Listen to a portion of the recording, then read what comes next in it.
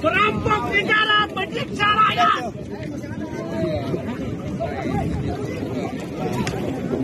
Kami menghitung dari hari ini ternyata kurang dari 5 tahun. Karena itu sudah memenuhi syarat cukup untuk meninjau ulang dan membatalkan sertifikat tersebut. Peta pola pemanfaatan ruang yang di sini, yang di warna-warna kuning, putih, biru, inilah zona reklamasinya. Oke. Dan cara dia melakukan tipologinya, di dalam legenda disebutkan daerah yang reklamasi, tetapi dia tutup dengan warna.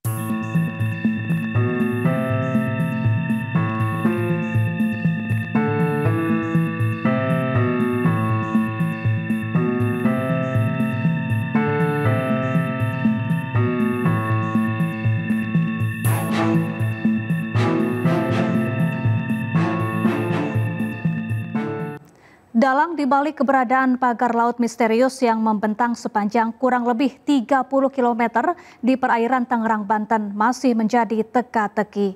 Sementara itu media sosial diramaikan dengan aksi saling tuding antara aktivis dan pihak swasta yang mengelola wilayah PIK. Hal tersebut dikaitkan pula dengan pengembangan proyek strategis nasional.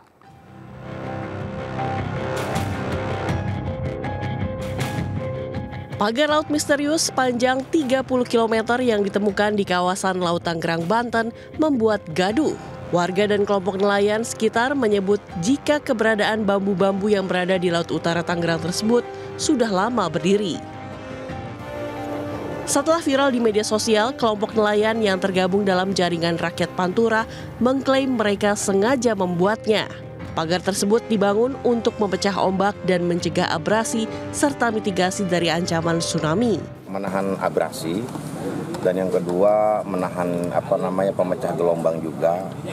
Dan di sisi lain juga keuntungan dan kemanfaatannya adalah buat masyarakat nelayan khususnya itu jadi penghasilan tambahan.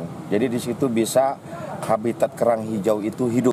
Pertanyaan siapa di balik keberadaan pagar laut mengemuka setelah aktivis Said Didu angkat bicara di media sosial. Yang membantah bahwa itu tidak terjadi, fakta menunjukkan, mohon maaf, ini di belakang saya, ini sekitar 1-2 km, itu terlihat laut yang sudah dipagar, dan anehnya 9 lembaga termasuk Pak Sugeng Angkatan Laut sudah pernah memeriksa pagar ini dan sudah menemukan bahwa memang ada pagar 23,3 km.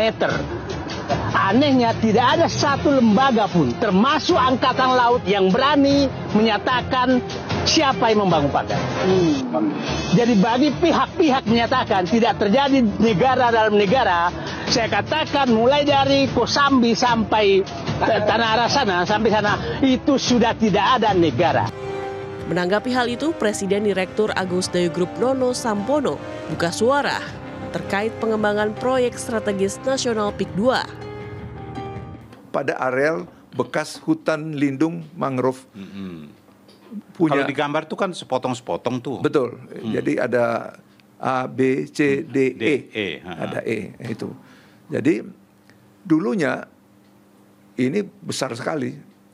Mungkin diperkirakan sekitar 1.600 sekian hektar.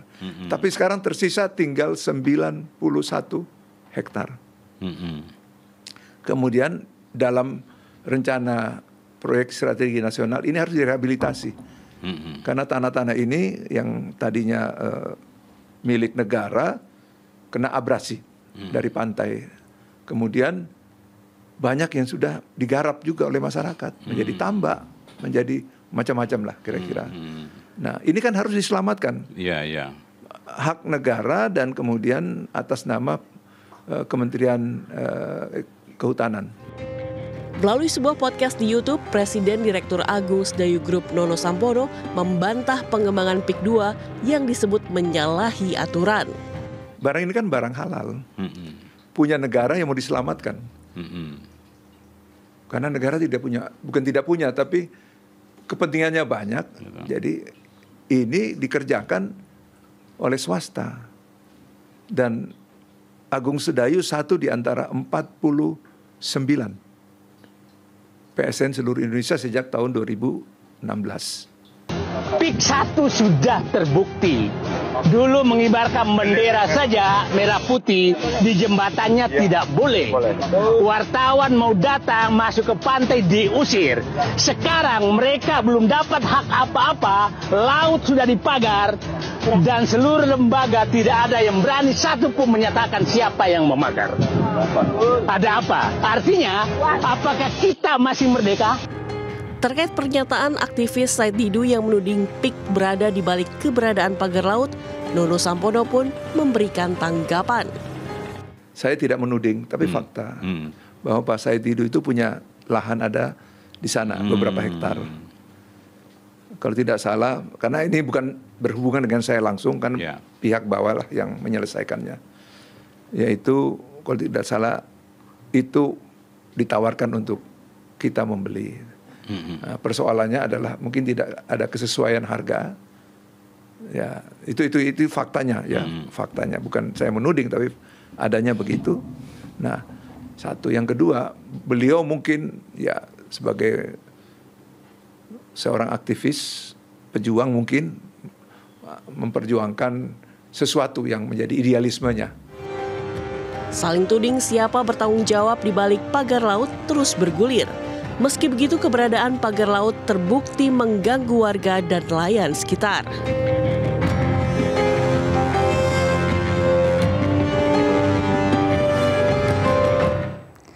Deputi Eksternal Walhi Nasional Mukri Afriyatna menyebut pembangunan pagar laut merupakan bisnis reklamasi.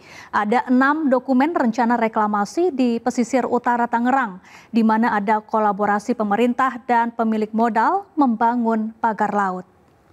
Dan saat ini saya akan berbincang bersama dengan Deputi Eksternal Walhi Nasional Mukri Afriyatna langsung dari lokasi pagar laut di perairan Tangerang, Banten. Pak Mukri, terima kasih sudah bergabung langsung dari depan pagar laut ini ya Pak, jauh-jauh ke Tangerang, Banten. Terima kasih banyak. Terima kasih kembali. Pak Mukri, ini dari Walhi melihat ada pagar laut sepanjang 30,16 km di 6 kecamatan, 16 desa. Tanggapan dari Walhi seperti apa melihat ini? Ya, sebetulnya bukan konsentrasinya kepada pagarnya ya. Itu kan motif, ada motif dan upaya untuk mereklamasi. Dari mana sumbernya kita bisa dapat? Paling tidak ada 6 dokumen gitu ya. Pertama itu terkait dengan Perda Tata Ruang nomor 13 tentang tata ruang Kabupaten Tangerang. Iya. Kemudian yang kedua terkait dengan rencana strategis pengelolaan wilayah pesisir dan pulau-pulau kecil Tangerang. Nah, di situ lebih jelas itu. Kalau semula hanya disebutkan reklamasi 9.000 hektar, yang kedua ini di reklamasi 9.000 hektar disebutkan nilai investasinya 20 triliun dan siapa investornya. Gitu.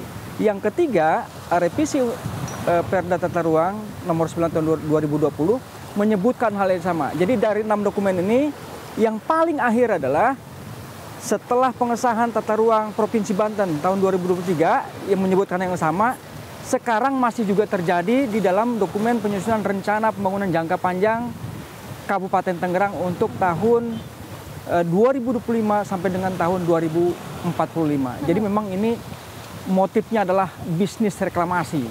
Nah, yang uniknya misalnya bisa saya tampilkan kalau masyarakat nggak yakin, karena kan sampai hari ini nggak ngomong nih si apa namanya. Walhi tahu siapa dalangnya? Ya, pertama ya tentu dalangnya adalah berkolaborasi ya, berkolaborasi dalam hal ini pemerintah dengan pemilik modal. Apa dasarnya? Saya melihat runtutannya ini. Pemerintah juga turut campur tangan dalam proyek ini. Ya, kenapa? Apa dasarnya ini dokumen-dokumen ini? Dokumen ini menunjukkan jejak rencana reklamasi Pantura di Tangerang. Ya. Nah, yang kedua, ini adalah ihwal pertama kalinya rencana reklamasi tersebut. Ini seperti ini adalah peta, ya, peta pola pemanfaatan ruang. Yang di sini, yang di warna-warna kuning, putih, biru, inilah zona reklamasinya. Dan cara dia melakukan tipologinya, di dalam legenda disebutkan daerah yang reklamasi, tetapi dia tutup dengan warna sehingga nggak kelihatan. Kalau orang nggak ngerti peta, agak masalah ini. Daerah yang reklamasi itu ya? Inilah yang dipagar. Yang di atas ini? Ini, 1, 2, 3, 4, 5, 6. Oh, yang berwarna kuning, warna kulit ini ya? Kuning ya. Di mana pagar itu? Inilah pagar itu. Jadi hampir mirip dengan yang di peta ini ya, Pak ya? Di dalam legendanya disebutkan jalan. Rute untuk jalan itulah yang sekarang dipasang menjadi pagar itu. Ini pagar laut 30,16 km itu. Betul. Dan ini tadi disebutkan Walhi proyek 20 triliun ya Pak ya? 20 triliun. 20 triliun rupiah. Ada campur tangan juga dari pemerintah? Ya tentu, bukan lagi campur tangan. Ini jelas-jelas dokumennya seperti ini. Mau nipu kayak mana lagi gitu ya. Ini dokumen mereka yang nyusun. Pertanyaannya kalau misalnya dia untuk kepentingan rakyat, rakyat yang mana? Kalau seandainya dia bilang dalam dokumen, semua dokumen disebutkan ini adalah kawasan rentan tsunami, terus buat apa reklamasi? Berarti dia dengan sengaja mau menjerumuskan orang supaya menjadi korban tsunami. Ini yang nggak logik gitu ya, dalam keputusan-keputusan semua dalam dokumen ini. Oke. Sementara Sandi Marta Praja selaku koordinator Jaringan Rakyat Pantura menyebut pemasangan pagar laut di pesisir Kabupaten Tangerang dilakukan oleh swadaya nelayan. Kita jawab berbagai macam pertanyaan misalnya. Kontroversinya itu mengganggu dan segala macam, harus memutar yang tadinya harusnya 2 liter solar menjadi 5 liter solar. Ternyata tidak kok. Tidak.